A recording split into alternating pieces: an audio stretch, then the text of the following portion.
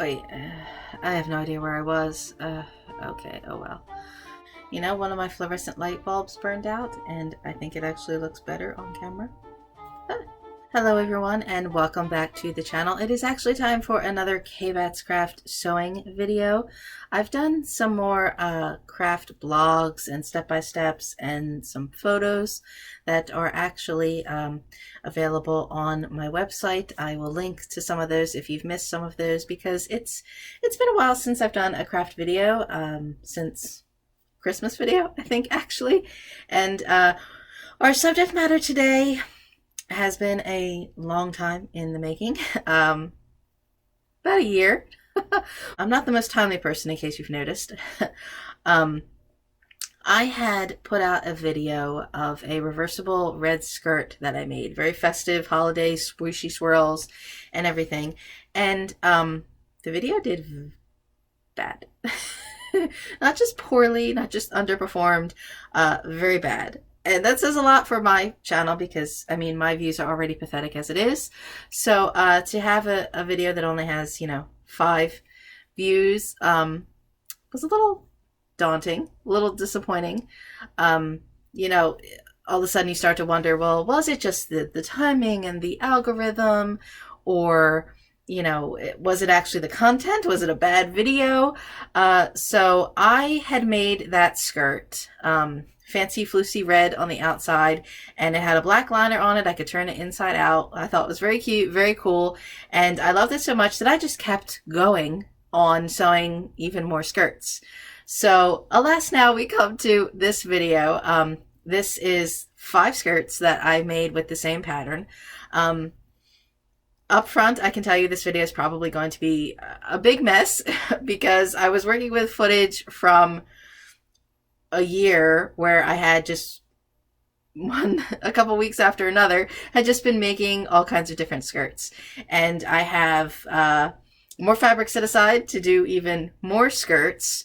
I'm just in this flouncy skirt phase, I suppose. Pandemic, of course, I hadn't been wearing what was in my closet, so I started making the skirts to fill the holes in my wardrobe using thrift fabric, clearance, dead stock that I had in my stash.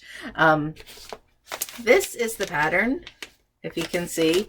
It is, of course, just your generic, big name pattern.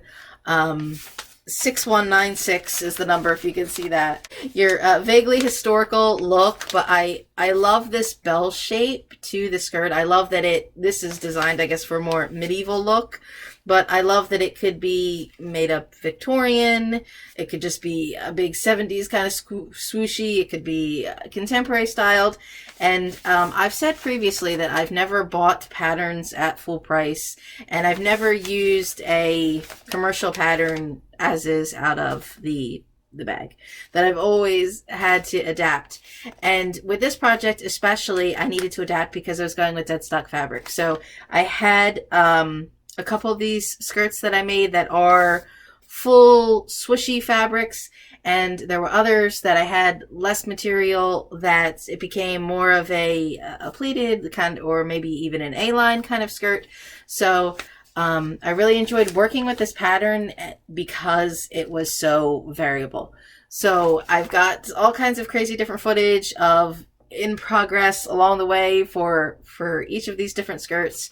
So it's pretty wild, it's pretty crazy, but and I was hesitant to release this, because I thought, oh, I could do a video on each skirt, but that could get repetitive. But then I thought, okay, I'll compile it all together. But I thought, compared to the first skirt video that stunk, I thought, well, who's going to want to watch this? But just in case, I'm putting this out there because I do think there is some merit in, especially beginners, because again, I'm not one for historical accuracy or even that finite of sewing, but a simple pattern that you can modify to suit your needs. You don't have to have fancy perfect fabrics. You can just, practice with sheets and curtains like I did. So I think this is a great place to start. So I think this may be something that might be fun and inspiring or informative. Basic pattern like this that you could make a variety of designs and materials. I think it really eliminates a lot of sewing anxiety, any kind of cutting fears that you may have, and just getting into something that is fun and fanciful.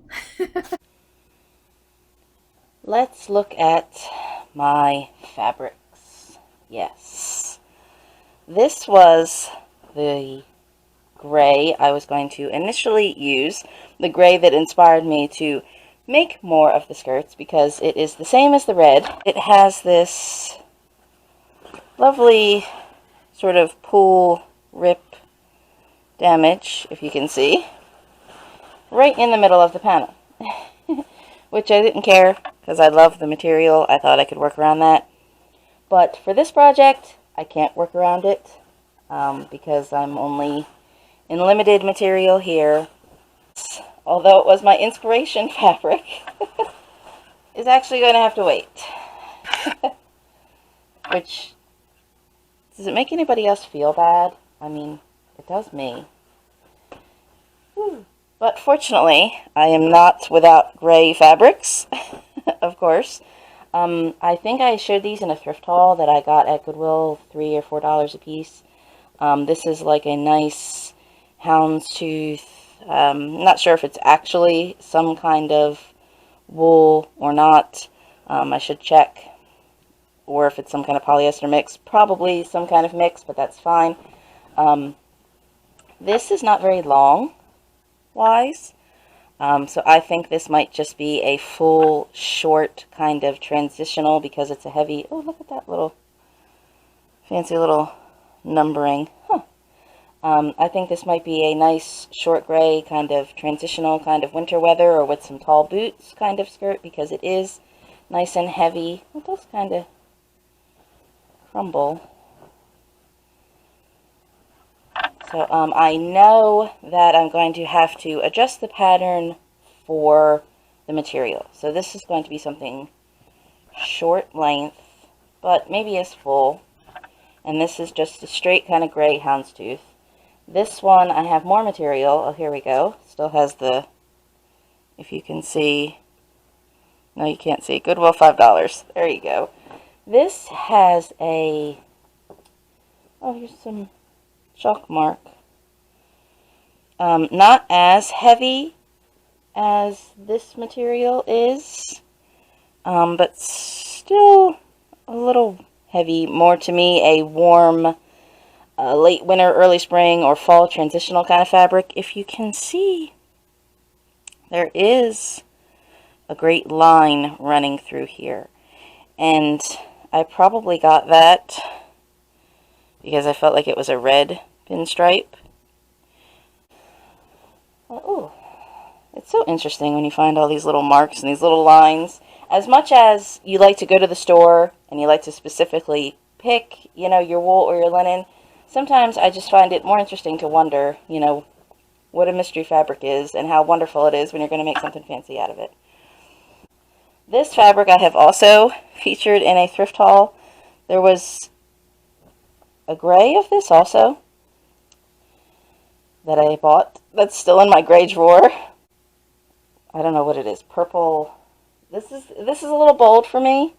I think when I got this, I thought it might be a fun liner type fabric. So we'll see. I'm going to try and make a skirt out of it. Again, because to me it's a little too colorful. I wear purple and I wear red. I don't necessarily think that red and purple go together. To me, they're different seasonal fabrics. I feel like, does this become too magenta and too pink? So I'm a little, again, the fact that I can't say what season this would be, to me, I was going to use this as a purple skirt because I don't have purple skirts and I've already just made a red skirt. So I was going to put this in the purple department, and I want these stripes, obviously, I want them to go vertically, not horizontal. These are those curtain linens that I did in a thrift video in my mother's attic. Really noisy machine equipment, you have to come on now. Ugh.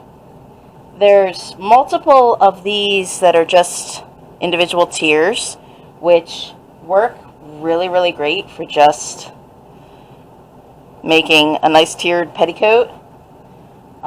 So I have to lay these out and see how many of these work, because there are also long panels. So I can use the long panels for the sort of A-line kind of gather, and then have probably 2 or 3 of these ruffle kind of tiers at the bottom. Here you can kind of see where I have traced my skirt pattern panels onto regular packing paper that I save. My goofy little pattern here that you can never actually get the stuff back in the envelope. The same pattern that I've used previously. But I like that length for this bell shape that's medieval or Victorian.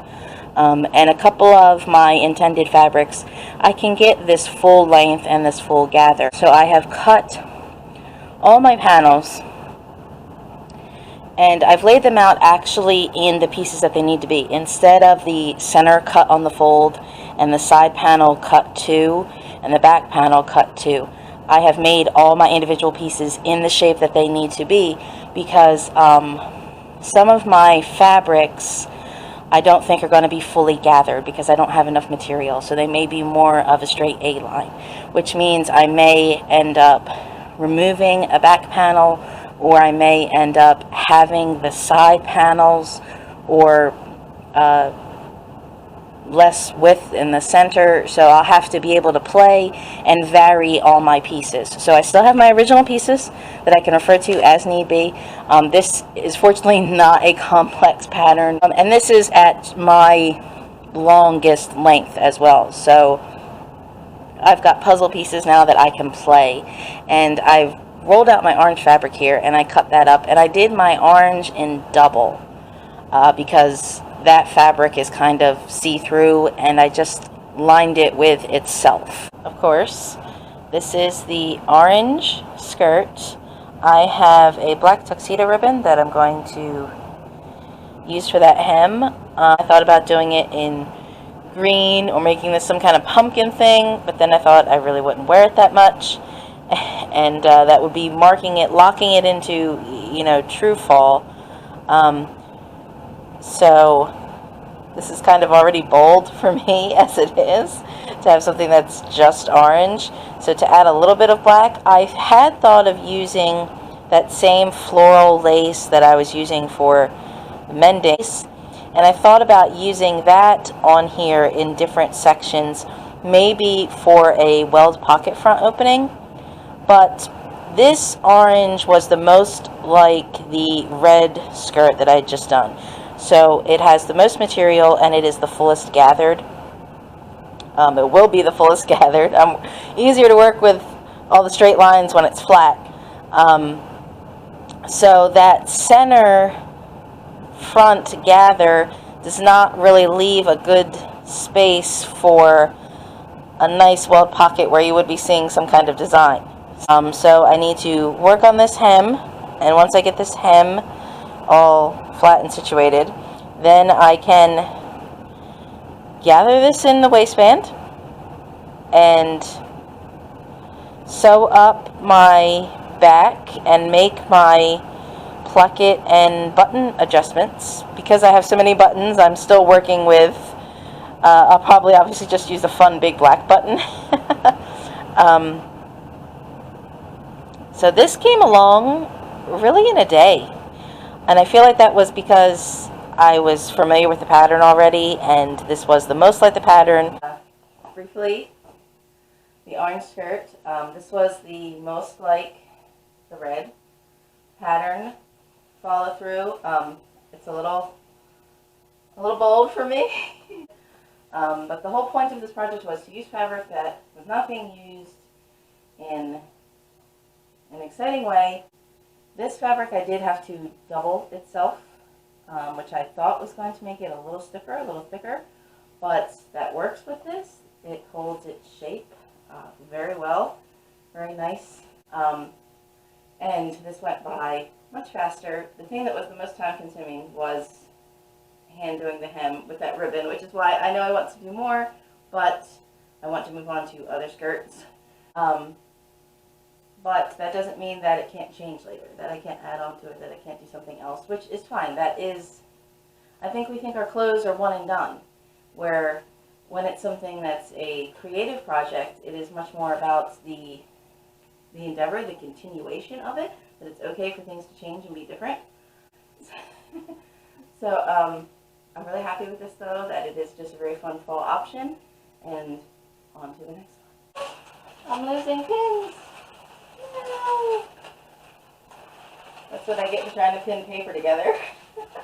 But yeah, there's definitely enough to get just straight A-line with this center panel and the two side panels, which this is exactly why I traced these pieces, to get individual pieces instead of just cut on a fold, so I could see the actual shape and which sections I could remove.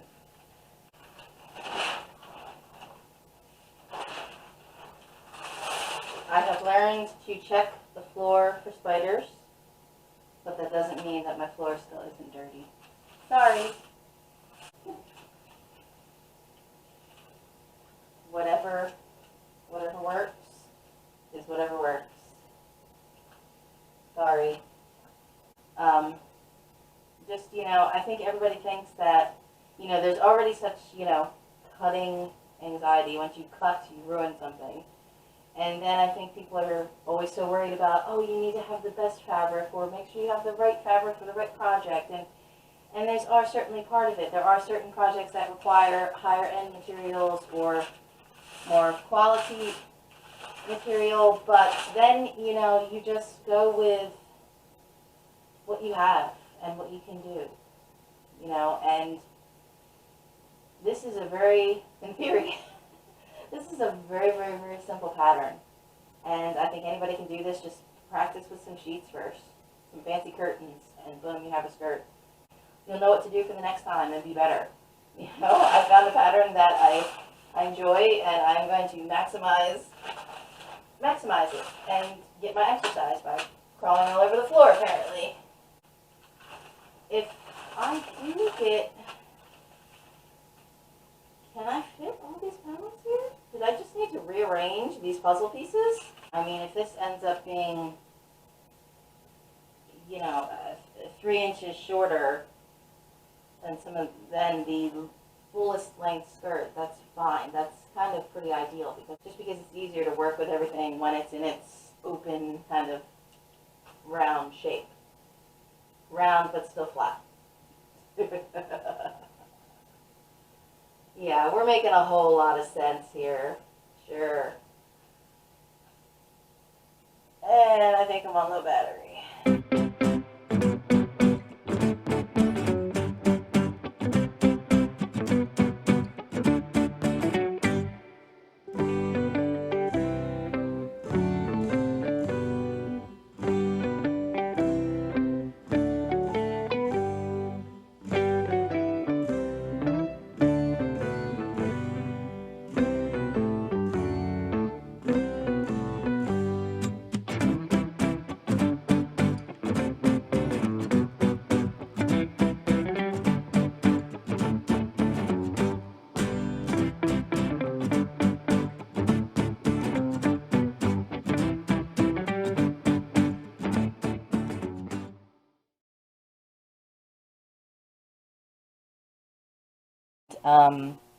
Instead of doing a complete gather around the waistband, I am doing some pleating here, and with a more fuller, tighter pleat in the back.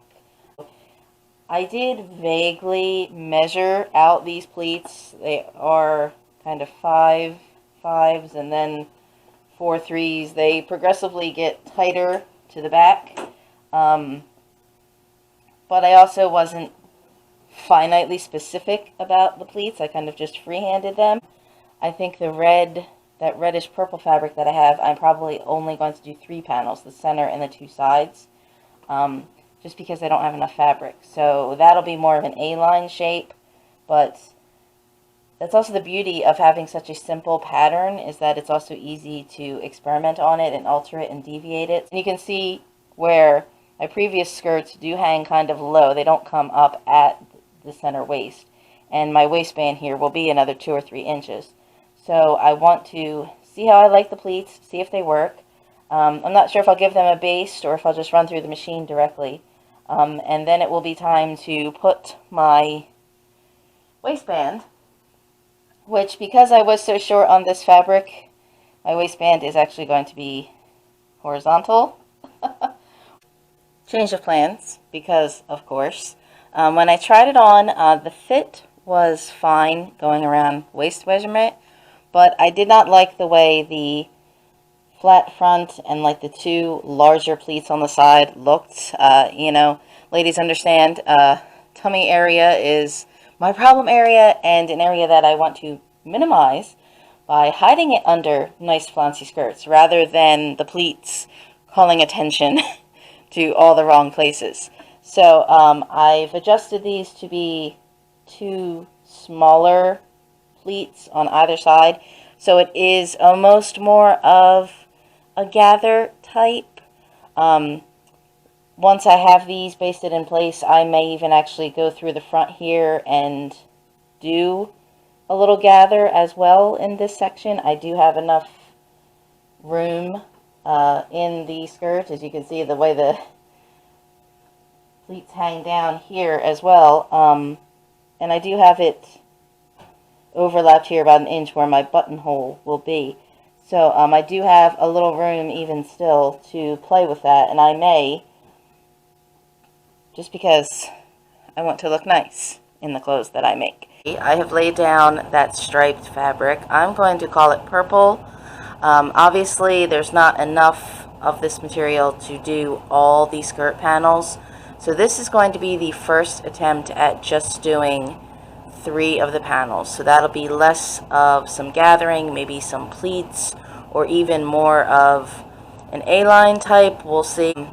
I have also folded up these pattern pieces just a couple inches for the fabric, and for, if I'm using this as purple, I feel this will be more of a winter kind of skirt, probably layered with some black underneath and some boots. So this skirt can be a little shorter also, and this uneven cut here on the end of the fabric, that can be my waistband. I can use that. That extra kind of corner that doesn't fit, I almost feel like I should make maybe like a scarf or something out of it, just to help that stripe match with something a little bit. So this is almost more of a wearable mock-up phase with this material, so I can see how 3 pattern pieces work. But also, if I find that I just really don't like the fabric, you know, maybe if the stripes don't quite match up how I like, and I'm going for long stripes here. I couldn't, again, worry about grain or going against, you know, bias or cut, but if I really don't like it, well, then it can just be the liner for another skirt. That would be kind of a fun pop. I do tend to have jazzy color in unexpected places, so we'll see. This one's a bit more of an experiment compared to the 2 longer skirts that I've already done. So I like the straight front, and then having a more pleated gathered back. So to me it's more like a shorter version of a walking skirt, but in just a little more modern, maybe more sleek silhouette. So if I have it short in the front, where I'm going to be kicking up dirty boots in the winter, and then have a nice flounced back, I think that might be really cute. I'll have to try it on before I do this final.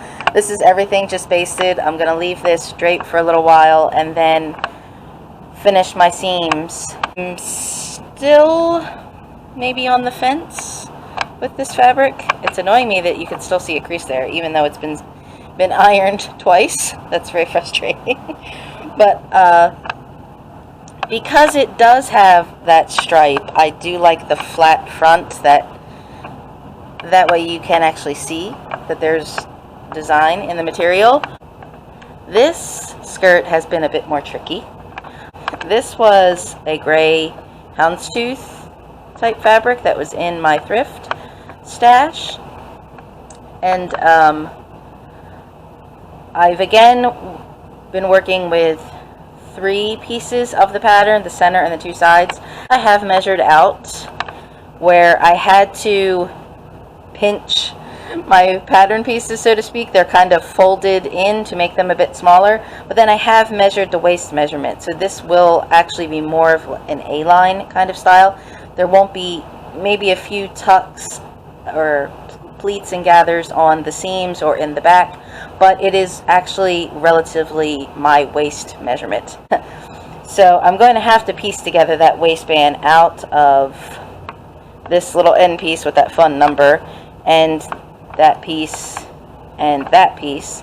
But this looks like it's going to be a knee-length A-line houndstooth gray skirt, which I really think is ideal. I'm really enjoying, though, experimenting with these pattern pieces just to make sure I'm getting the shape correct, even if I am changing the sizes. This is the short gray pinstripe. I have just basted the seams. This was the 3 panels, and leaving it here on the dress form before I give it another iron.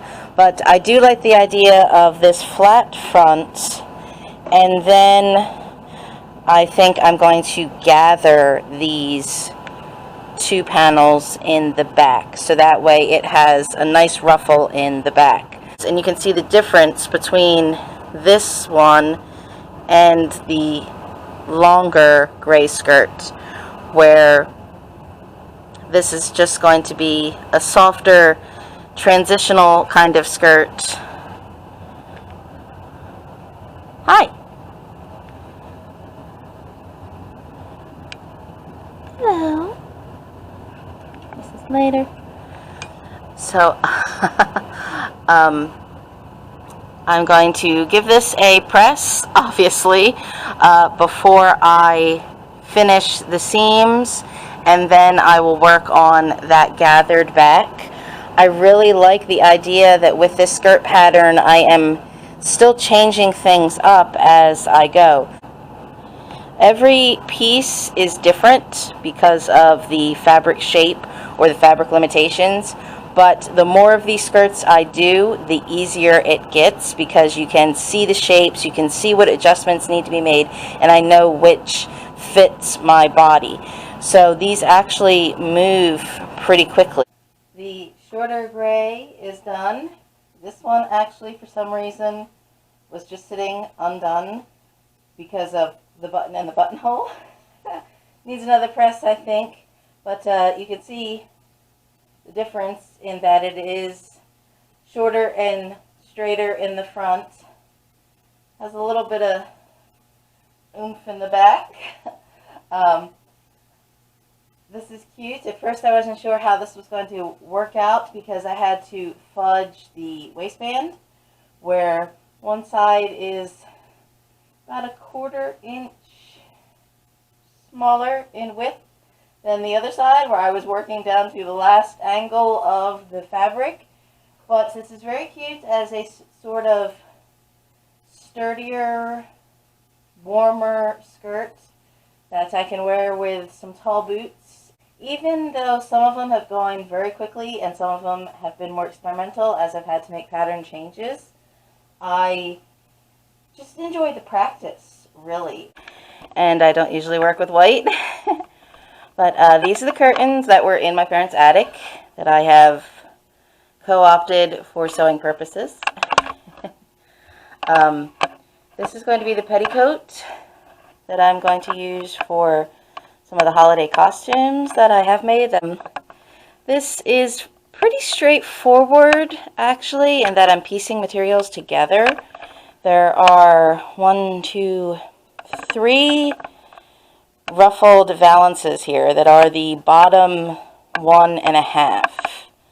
And then 4 of these kind of cafe panels going across, making up the upper half of the skirt. I've kind of laid it out here across my pattern, and then I will have to piece everything together by the machine. 2 more of the valance panels I will cut there to finish the second row of ruffles. I don't want this to be, this is the full length of the pattern, but obviously I don't want it to be longer than any of the skirts. So having that already pre-made border at the top, I can use that. Half tempted to take a drawstring right through there, actually. And if I want, I still have like two more sets, so 4 panels of the curtain and a bunch of, I think there's at least 4 of the tie-back ruffles. So if I want to add more ruffles, I thought about doubling this bottom ruffle, maybe just 1 more bottom border perhaps here, kind of in between those other 2 rows of ruffles. Maybe, we'll see. I'll get into that after I get into gathering this. Mainly this is just going to be running everything through the machine. I am doing it on the pattern compared to laying out all the fabric into squares or into rectangular yardage, because I don't want to waste material. So working with alternative materials here, reusable, sustainable, makes it a little more time consuming, I guess. I have to run through machine piecing things together, but that's alright. It's a lot more fun when you put something unique together. And it's so funny, this actually already looks kind of cute and frilly. I was tempted to try and dye this a dark color, but again, I figure if these are going to be underlining kind of clothes, these are the things that are going to be washed a lot, so no sense actually going through the process of dyeing them. I have stitched all the petticoat panels together, which is coming out really nice. It rolls all the way out across my dirty floor. It was quite easy, actually. This has been going very smoothly. Almost done in a day here. Getting all those ruffles together at the bottom. I thought black was tough to show up on screen, but the white is a little tough to see as well. I did end up using those ribboned, ruffled tiebacks, and some of the pieces that I cut off the middle seams here of when I was putting those cafe curtain tiers together. So now I'm not sure how I'm going to sew this because I kind of really don't want to do it in the ditch, but I may have to do so. And I have left just these tab tops where I sewed my seams together. I actually left those open, again, because I wanted to test the length of this petticoat against my current skirts and whether I want to do a drawstring or not. And there's actually 2 open rod pockets there. I'm tempted to use the cafe curtains to make even more rows of ruffles, but I'm not doing like an 1850s style petticoat that's going to be ruffled all the way up over top of a crinoline. Most of these skirts are relatively kind of A-line or bell-shaped, so I kind of like the smooth portion coming down part way, and then just the ruffles to really bring out the bottoms of the skirts. Because some of these skirts that were fully gathered, even if I made them slightly shorter ankle length, they're so nice and big and full, I was tripping a little bit. So I want to bring out some of that fullness and really make these fancy to go with some of those Halloween and holiday costumes. You know, some of this maybe will end up being delicate material. Then I could always back it with some more of those curtain materials, because as I was building up the layers of the ruffles, it was actually becoming pretty sturdy. So I want to somehow get this seamed, run it through the machine, and then I can look into the waistband. And this is so funny that this is actually coming together so quickly. I don't want to jinx it that this is happening so quickly because I kind of thought this was a detour of a start instead of getting into the dress proper that I intend to make to really go with this. But this is going really well, knock on wood.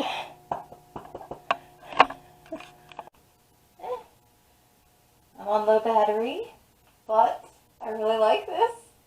I did stitch in the ditch, and the back here is still open, and yes, this little bit of extra is too long. I could probably just maybe add that as a little bit of a bustle placket at the top.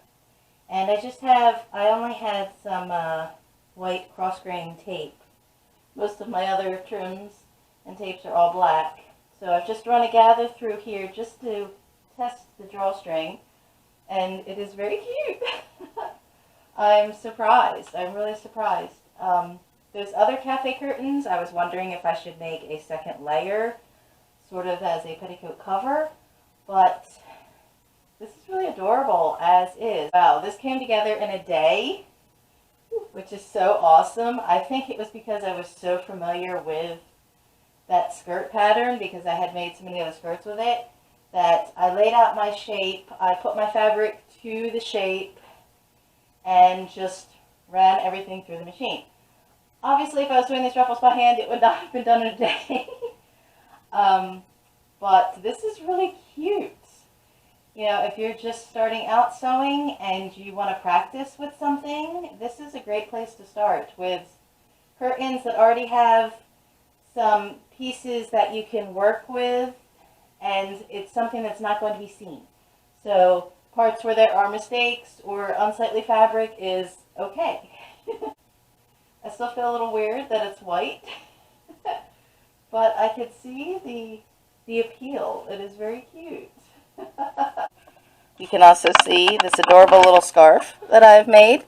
This was the last of the purple, and you know, it's funny, on camera it looks like a darker color, I think, but of course I had to go with some black fringe. This was clearance, so that's just a little bit to jazz it up. Of course, the matching skirt is under the petticoat on my form. I've been going out of order in these projects, but that's okay. I was glad to make a little piece. This was one square that I actually had two cuts. You can kind of see a little bit of a seam line where I sewed then the two pieces together, but just finishing the edges, adding the fun fringe. This is cute. This is exciting. It helps me get over my fear of the bold of the skirts if there is something that has a little match to it.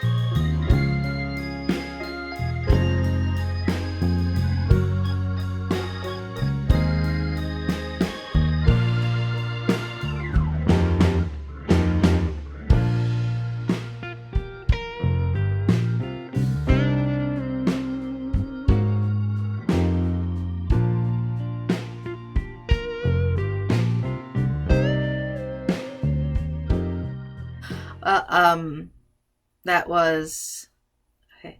it almost took longer to to edit this video and this footage together than it took to make some of these skirts that I had just been working on some of these skirts throughout the year last year, and as I said, I've got material that I already intend to make more skirts. I kind of feel like I can replace every skirt in my wardrobe.